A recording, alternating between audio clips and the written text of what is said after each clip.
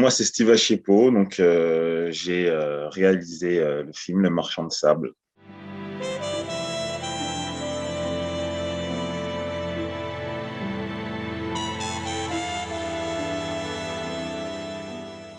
Alors, le pitch, ça raconte l'histoire de Joe qui devient un marchand de sommeil euh, un petit peu malgré lui.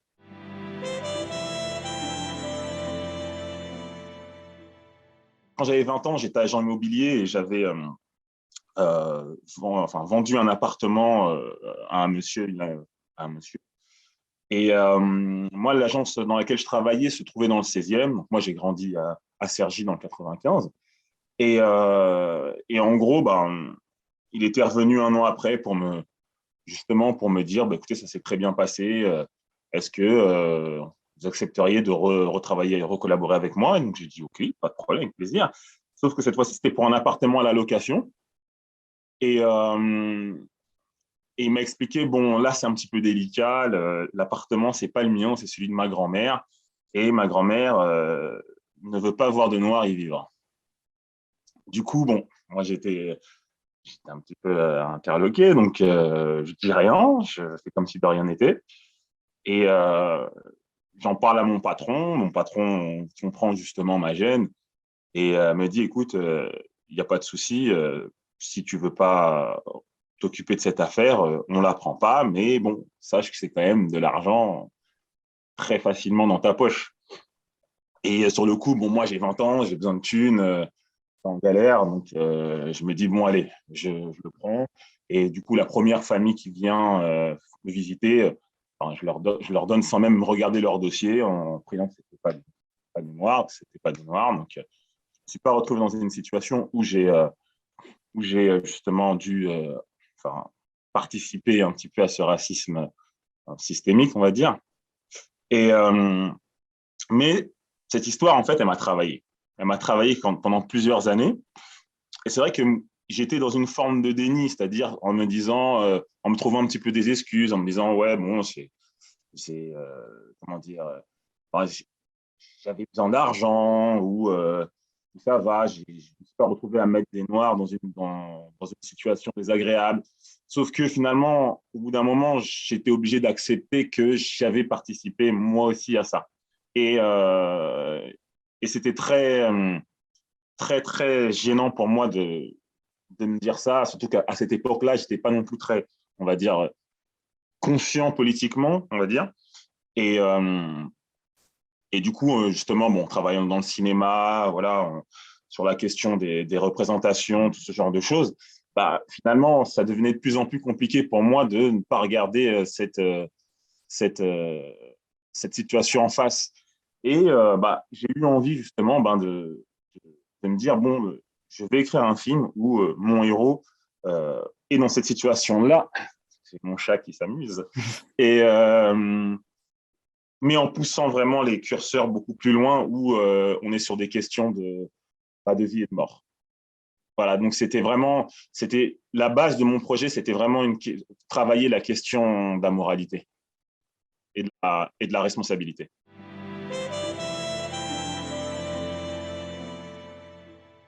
Il n'y a pas beaucoup de films qui ont vraiment eu ce sujet vraiment d'une manière pure et dure. Ça a été évoqué dans des films.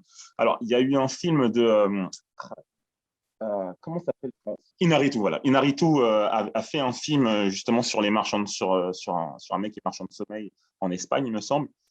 Mais c'était de mémoire, en fait, c'était vraiment le seul film qui abordait vraiment d'une manière très concrète ce sujet-là, d'une manière très frontale, quoi. Parce que je l'ai vu dans d'autres films où c'était évoqué, où c'était plutôt un prétexte, mais pas vraiment traité socialement et sociétalement le sujet.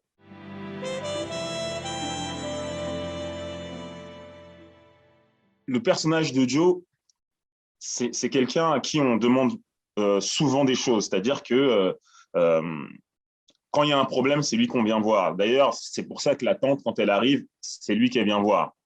Et c'est les genres de mec, en fait, qui ne sait pas dire non, qui veut toujours aider les gens. Il a ses propres problèmes à régler, notamment avec son ex-petite amie, avec sa fille, le fait qu'ils vivent encore chez sa mère. que voilà, qu'il n'ait pas un boulot qui l'épanouisse. Et du coup, euh, quand lui devient marchand de sommeil, ben, il y a toute une phase où il n'en a pas conscience, où vraiment, lui, il est dans un état d'esprit de je dois répondre à une situation d'urgence. Et il y répond à cette situation d'urgence. Une situation d'urgence à laquelle, par exemple, son ex-petite amie qui travaille dans une association, justement, qui vient en aide aux personnes qui ont des problèmes pour se loger, elle ne peut pas répondre. Donc, du coup, cette zone un peu grise, ben, lui, il y entre de plein fouet et il répond vraiment à une situation d'urgence. C'est l'hiver, ce sont des gens qui ont fui la guerre et après, ça le dépasse. Clairement, ça le dépasse et après, bon, bah, il n'y a pas du gain et c'est là où, justement, quand il commence à prendre de l'argent, finalement, c'est là où ça devient de plus en plus difficile d'être d'accord avec lui, quoi. C'était aussi un peu ça le postulat, c'est-à-dire de, euh, de montrer un personnage qui profondément veut aider les gens.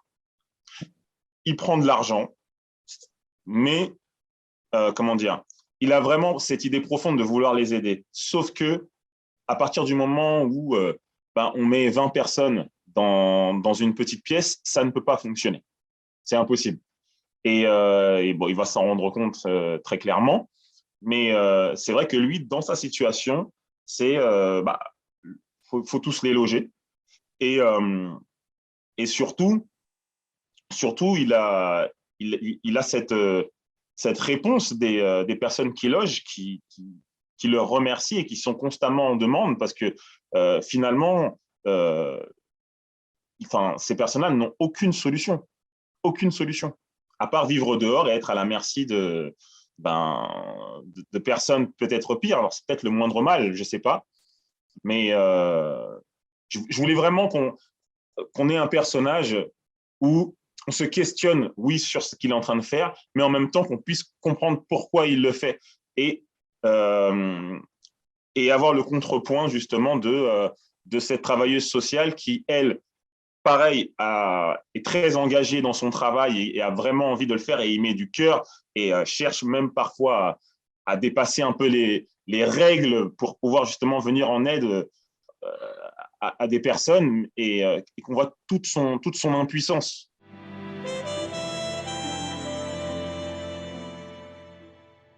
Bah, clairement, oui. Après, j'ai clairement pas de solution. Mon film, il apporte zéro solution. Clairement, parce que j'en ai pas, finalement. Parce que je sais pas si je peux faire, j'aurais pu faire comme Joe, peut-être, je sais pas.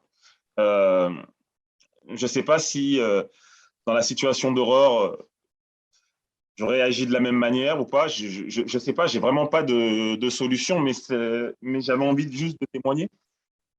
J'avais envie de montrer ça.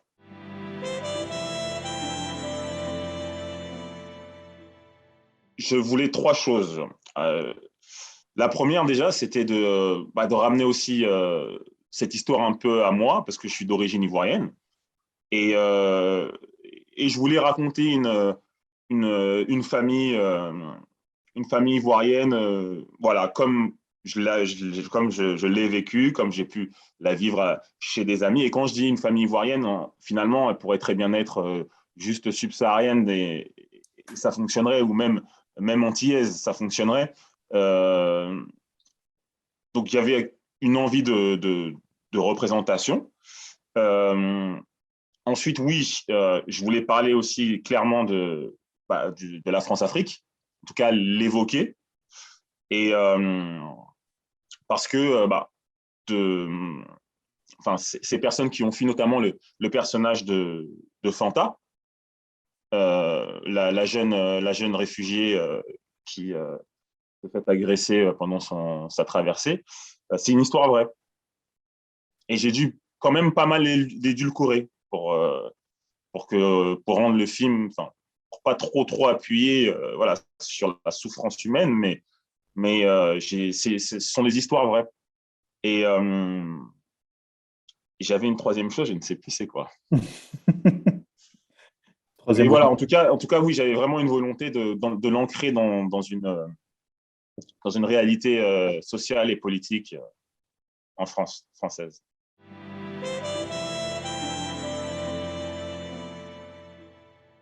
au départ, mon film était beaucoup plus mystique.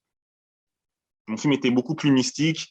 Mon personnage avait énormément d'apparitions au fur et à mesure que son métier de marchand de sommeil progressait. Et, et finalement, j'avais du mal un peu à trouver le ton du film, c'est-à-dire de parler de quelque chose de très social et en même temps d'aller vers quelque chose de quasiment fantastique. Donc, je me suis dit, bon, je suis sur trop de terrain en même temps, mais je voulais garder quand même, à travers ces personnages albinos qui, en Afrique, en fait, sont très mystiques, enfin, en tout cas, sont vus dans la culture populaire comme des êtres un peu mystiques. Et c'est aussi surtout la conscience pour moi de Joe. Parce que là, on n'est plus sur des comment dire, des gens un petit peu anonymes qu'il exploite. Là, clairement, c'est sa propre famille, c'est sa nièce, enfin, sa petite cousine. Et, et en fait, elle est sa conscience pour moi. Et il me fallait justement comment dire, un personnage un peu trouble, un peu mystique, justement pour incarner le déni que Joe est en train enfin de pratiquer, quoi.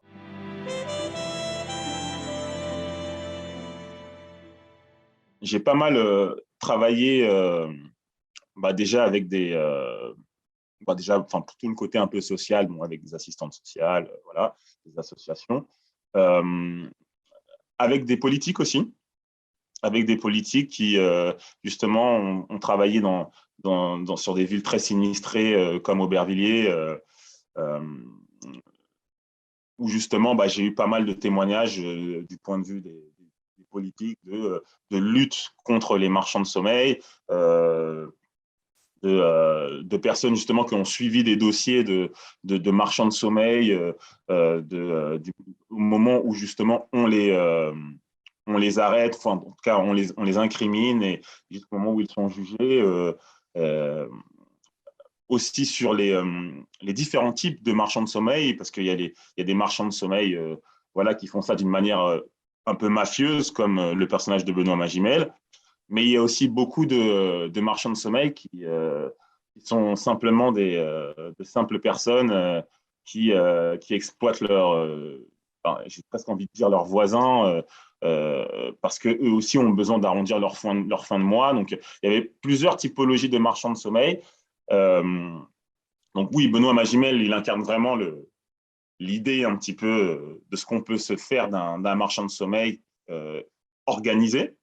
Mais par exemple, la petite dame qui finalement exploite une centaine de personnes dans un sous-sol, elle, c'est plus on va dire une femme lambda, une gardienne lambda, une histoire vraie aussi, qui exploite, enfin, qui a une occasion, qui a une opportunité et qui s'en sert et qui se fait de l'argent et qui est intrinsèquement convaincu d'aider les autres.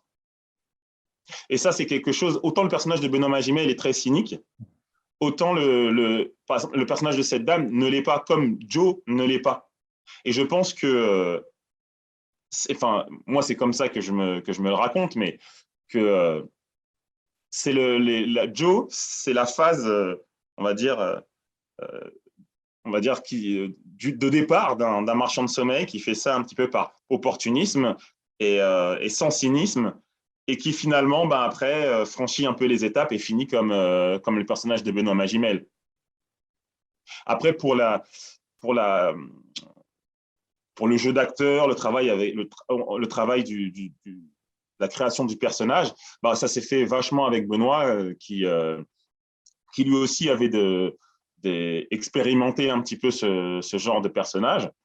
Et très rapidement, on est parti sur l'idée que c'était quelqu'un qui faisait ça d'une manière ordinaire, c'est-à-dire que de la manière enfin, un genre de comptable qui vient juste relever les comptes et qui fait ça, oui, d'une manière très, très douce, finalement, un, deux, trois, très détachée, presque humaine, finalement, mais profondément cynique.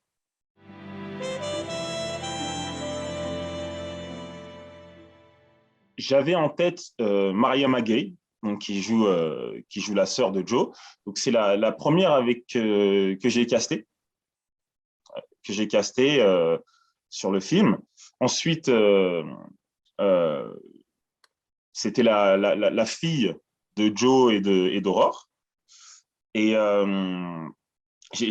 mon cast n'a aucun sens dans l'ordre dans lequel je l'ai fait. Donc ensuite, ça a été Ophélie Beau. En fait, au début, j'avais un personnage qui était beaucoup plus parisien, un peu plus bourgeois. Et c'est vrai qu'au fur et à mesure de leur réécriture, j'avais besoin finalement d'un personnage voilà, issu d'un milieu populaire, d'un milieu beaucoup plus populaire. Et quand j'ai rencontré Ophélie et qu'on a fait des essais, sachant qu'elle aussi a travaillé dans le social, dans une autre vie, il y avait quelque chose de vraiment très, comment dire, très évident dans ce qu'elle dégageait, dans ce qu'elle incarnait, dans sa manière d'aborder justement toutes ces questions sociales. Et après, pour le personnage de Joe, il fallait quelqu'un qui fit avec tout le monde. Et c'est là que je me suis rendu compte que je n'ai pas fait dans le bon ordre, parce que finalement, Joe, qui est le personnage le plus important, sur qui tout le film repose, du coup, il fallait non seulement qu'il corresponde au rôle, mais aussi à sa sœur, à sa fille et à son ex-petite amie. Et j'avais casté plusieurs acteurs. Et c'est vrai que Moussa, c'est celui qui cochait toutes les cases. Et puis, on a commencé à passer du temps ensemble, à discuter. Et j'aimais bien toute son humanité. En fait, il dégage une douceur que je ne voyais pas finalement dans ses autres rôles. Et moi, ça me tenait vraiment à cœur de filmer tous mes personnages par le biais de ce qu'ils n'auraient pas envie de montrer. Donc, par exemple, pour le personnage de Joe, c'est sa vulnérabilité, sa délicatesse, sa douceur, son côté presque un petit peu naïf, trop gentil parfois. Et je trouvais que Moussa, il avait tout ça d'une manière presque pas consciente. Et ça m'intéressait énormément. Et vraiment, c'est ça qui m'a fait le choisir, parce que je veux dire, c'est un bel homme, il est grand, il a du charisme, il impose quelque chose. Mais ça, je l'ai vu partout. Je l'ai vu partout, et c'est un petit peu la manière un peu trop évidente et presque cliché de travailler avec lui. Et c'est pour ça que ça m'intéressait justement de déconstruire tout ça, de déconstruire un peu ce qu'on appelle le grand black de cité, quoi.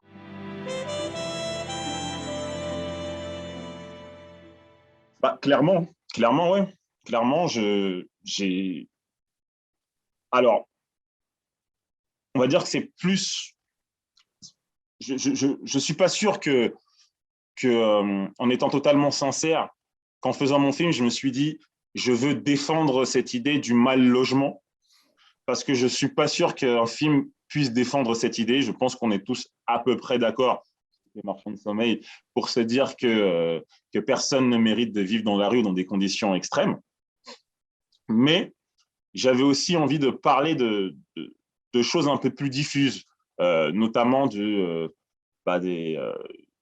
la question noire, la question du racisme ordinaire. J'avais aussi la volonté d'avoir un casting avec beaucoup d'acteurs de couleur. Ça, c'était une vraie volonté, avec des rôles complexes, et une volonté de les écrire, voilà, d'une manière très, très organique. Et c'est vrai que quand dans plusieurs situations, quand je travaillais, que ce soit avec Moussa, avec Aïssa, avec Mariama, avec Mamadou Minte, en fait, il y avait quelque chose de très évident. Toutes les situations, c'était des choses qu'ils avaient déjà vécues, déjà vues, déjà ressenties. Donc, il y avait plein de choses qui allaient très vite, que ce soit même sur le côté un peu, parce que le film, il y a des moments un peu d'humour aussi. Euh, Tout était très simple, qui se passait d'explications, parce qu'ils avaient ça en eux. Et ça, c'était important pour moi aussi dans le choix que chaque acteur puisse connecter à un endroit presque, presque inconscient au personnage.